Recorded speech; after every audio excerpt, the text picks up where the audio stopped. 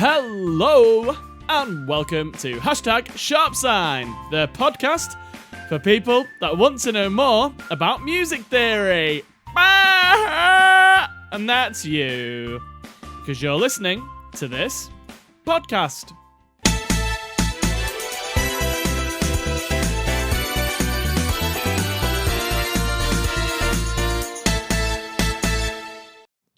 This is the Element series, and this is episode 6, Instruments and Techniques. Now, because there is so much to talk about with instruments and techniques, not that it's overly complicated or anything, just the volume of information, I've decided to split them into 4 episodes. So strings will be the first one, woodwind, brass, and then a percussion and other.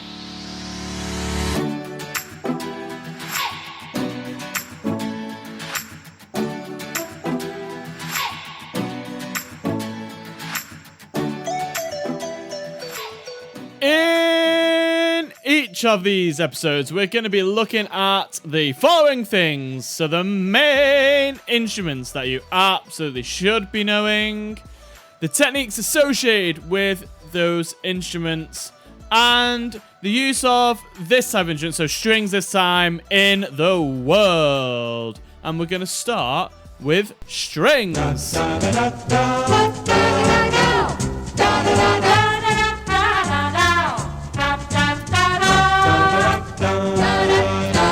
The instruments you need to know. You ain't heard nothing yet.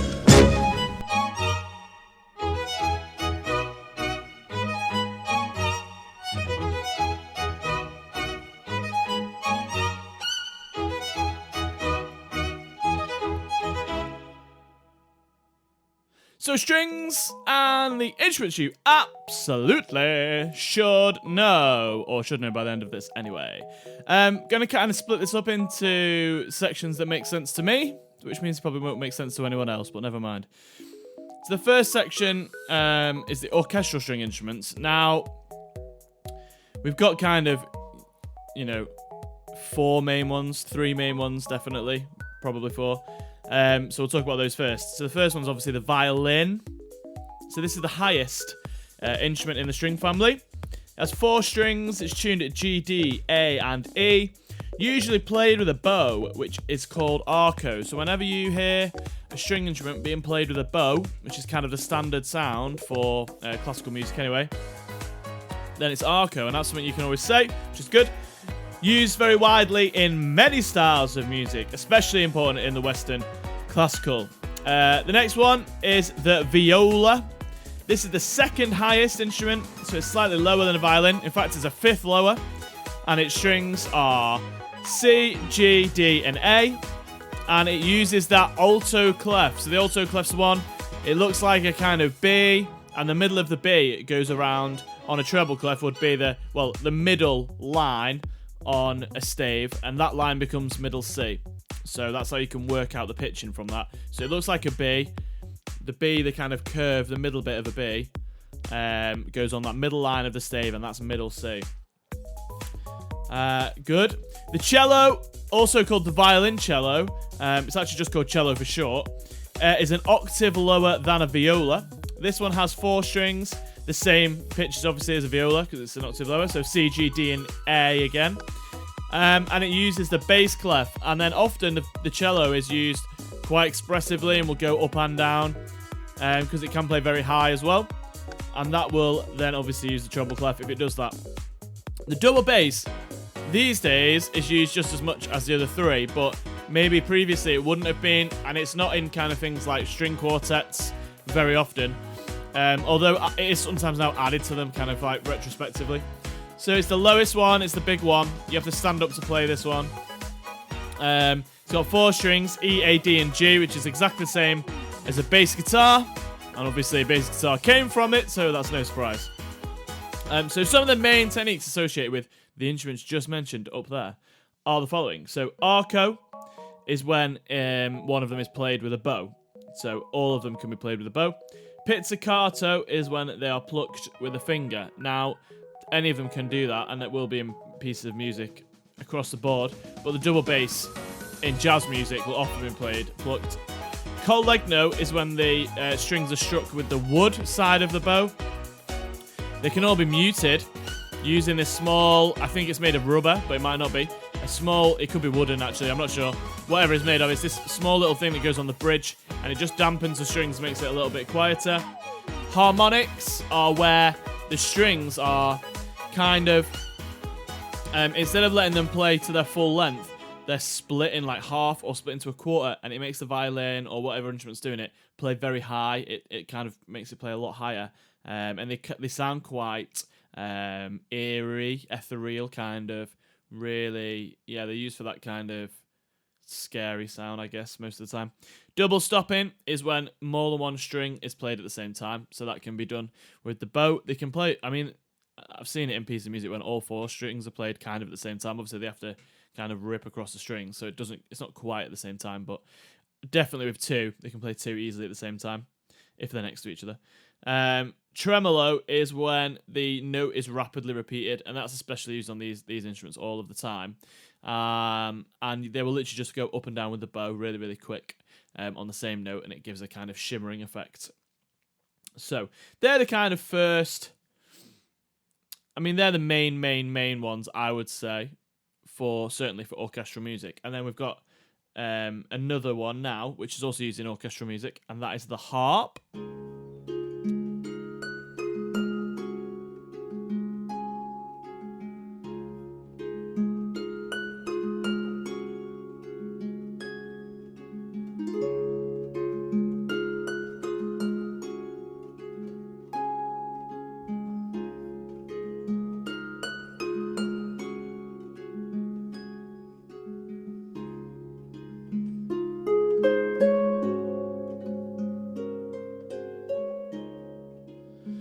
So if you want to make some money in your life, learn the harp, because people want harps for weddings and stuff, and I don't know many harp players. I don't know about you, but I definitely know one, and every time I watch her play the harp, I'm always quite mesmerised because it's quite something. It's a really difficult instrument to play, I believe. So there's lots and lots and lots of strings. I don't know the exact number, apologies. It's a general triangle shape if you've not seen one before, and the strings obviously kind of sit in there and they get higher as the triangle kind of comes to a point, obviously, because the shorter the string, the higher the sound. And back in the day, you could only play in one key, which was a bit of a problem. I mean, it was okay, but as long as the music didn't change key, but obviously they always do. So then they developed them with these, they had tuning pegs at first where you could just change each string, but obviously that took time. And now they come with pedals. I think they had levers at one point as well. But yeah, the pedals let them change pitch. A little bit the same as a timpani. If you know how a timpani changes with the pedal, similar to that, and it just changes the right string so that the key changes. But as you can hear from this, the harp's really good because it can accompany itself. So it's playing chords with one part of the hand, and then the other hand's playing the tune, and they're switching around and doing all sorts of stuff. So it's very, very clever. There's a lot going on. It makes a lovely noise. Everyone likes the harp. I don't know anyone who doesn't like the harp. So there you go. The harp, everyone.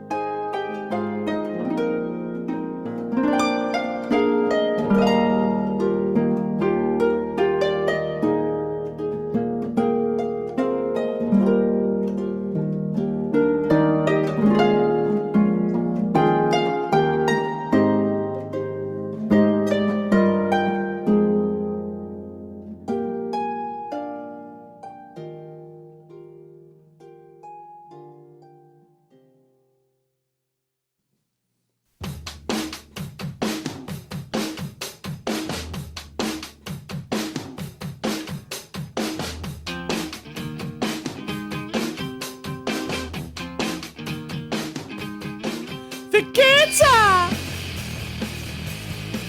The guitar! The guitar! The guitar! Little change of pace there from the harp. I forgot to say, by the way, the harp glissando. So when it goes from one string to another, that's called a glissando, and harp does that a lot. It did it in that song that we was listening to, the Beauty and the Beast one. So guitar, we're now on. So obviously more used in pop music than anything else. And there's acoustic guitars, which are guitars obviously that you don't plug in. There are electric guitars, which are guitars you plug into an amp to create the sound. They have metal bridges which capture the sound. The acoustic guitar has a sound hole which captures the sound. There's electroacoustic guitars which have the have the sound hole, but then have some way of amplifying that source sound on them as well. And then there's classical guitars which are slightly different to both, but it's more similar to an acoustic guitar. And they're played in a stranger position, so you hold them kind of almost at a 45-degree angle up, so it's easier to jump around and reach. Yeah, but they all have 6 strings: E, A, D, G, B, and E. Obviously, they're used in lots of different genres, and the guitar is popular because it's playable. People can learn the guitar. Even though I think the guitar is hard, like it's a funny thing, isn't it? Because I think the guitar is quite hard, but it seems to be so played by so many people. So maybe it's just that idea of the kind of, I don't know. It's the guitar's popular now because of the boy or girl in the bedroom dream. Because we've seen so many people kind of rise up from nothing and become kind of superstars, and they all play the guitar, don't they? Or a lot of them do anyway. And it's just cool as well. So yeah, the guitar's kind of got that, but it's a cheap instrument as well. It's not like massively expensive. You know, if you want to learn the harp, you're going to have to go and spend about 10 grand on a harp, but which most people in the normal world can't do. And also, you can't just take it around. A guitar, you know, you could get a guitar for, what, 50 quid? A beginner one, if you wanted to. You know, and that would be fine. It would do you. You could learn on it. And you can go way more expensive, but you can get anything expensive. So, I mean, 50 quid for a musical instrument is really not very much. Maybe I'm being a bit cheap there. There's also the bass guitar. As I said before, it's basically a double bass that plugs in. Essentially, that's what it is. Used mainly originally for jazz music, but it's now in everything. I mean, most music uses a bass guitar now. I mean, pop certainly, musical theatre, yeah. Even the songs that don't, or the pieces that don't have guitar in, often will still have a bass in. And I think it's just the kind of the playing of the root note. There's something comforting about hearing that, I think, in the song. And people like that. So there you go. So I think they're the main instruments that you absolutely should know.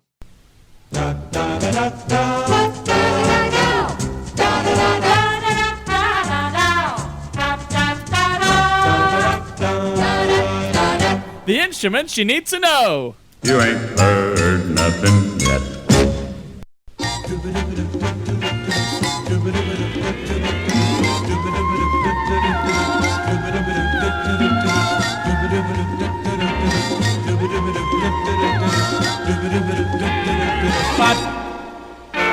World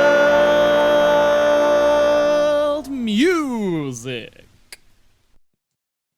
Bit of an outdated title, really, for a genre of music, because it basically just means any music that comes from somewhere that's not here, which is not very good, I suppose, but I have no other word for it. Ethnomusicology is the study of it. Maybe that's better. I'm not sure. But it's still categorised by exam boards and stuff like world music, so I'll have to call it world music. So yeah, basically anything that's not Western classical or pop is pretty much thrust into the world music genre. Well, not anything, but a lot of them. So there's 3 string instruments you need to know about, really, for this kind of category, and they are the first and foremost, the one you'll have heard of probably, the sitar.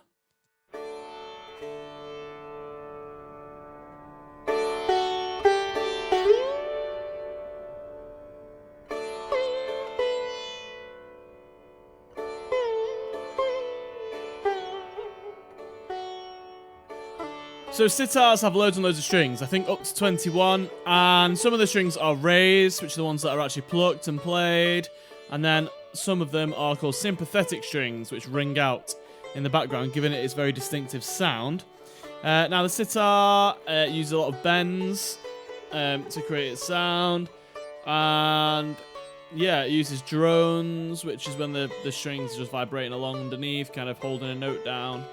And yeah, the sitar's a good piece of kit, and you need to know it. It's from India. It's been around for forever, kind of developed in the 15th and 16th century, and it's not really changed that much since then. So it's a real piece of history when you hear a sitar player. And it's quite popular, really. It's even popular in, pop music has used it. The Beatles were quite big fans of it, so they used it in some of their songs. Certainly in the 60s, it kind of became a bit of a resurgence of its sound, and it became quite popular. Not so much now, but there you go. The sitar.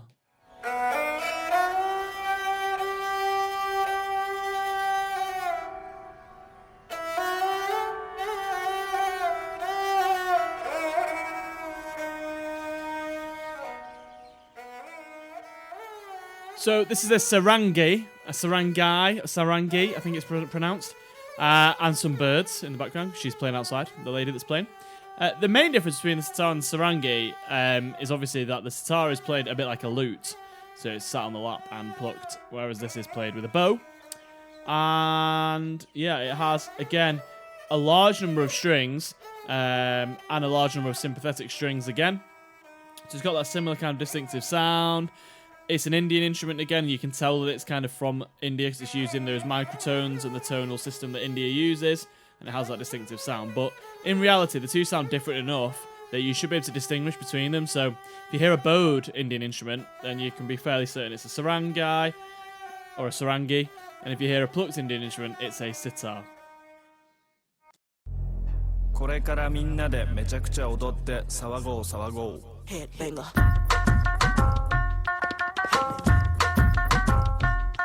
Hit me. Hit me. Hit me. Give me some new. Give me some new. Get Your Freak On by Missy Elliott has our third and final Indian instrument again. It's from India again. It's called the tumbi, and it's that what you can hear there. It's only got 1 or 2 strings. That's the most it ever has. And it's used, I mean, it's famous in kind of Indian folk music, so it's used for more like that kind of stuff, but here's an example of it in pop music as well for you. So it's plucked normally, but you can hear the difference between this and the sitar because there's no that sympathetic string noise underneath. It's just that single note. Ding, ding, ding, ding, ding, ding. Just that single note. So pretty cool, pretty straightforward. You could probably make a tumbi at home if you wanted to, or a tumbi. I don't know the pronunciation of any of these. I should. Hey, there you go. People you don't know, me and Timberland been high since 20 years ago. What the dealio? Now what the drillio? If you wanna battle me, then let me know. Got the feeling, son. Let me throw you some. People, here I come. Now sweat me when I'm done. Oh, hey there, podcast fans. Some bad news for you, or good news, depending on how much you've enjoyed this. That is the end of today's podcast. I hope you've learned something, and of course, had some fun, or something along those lines. If not, never mind. But hopefully we'll see you again next time for Blast Music. Woo, woo, woo, woo, woo, woo. Oh no, wait. We're doing Woodwind next. Ah well. Brass will be coming soon. But Woodwind next. Woo, woo, woo, woo, woo, woo, woo. Goodbye.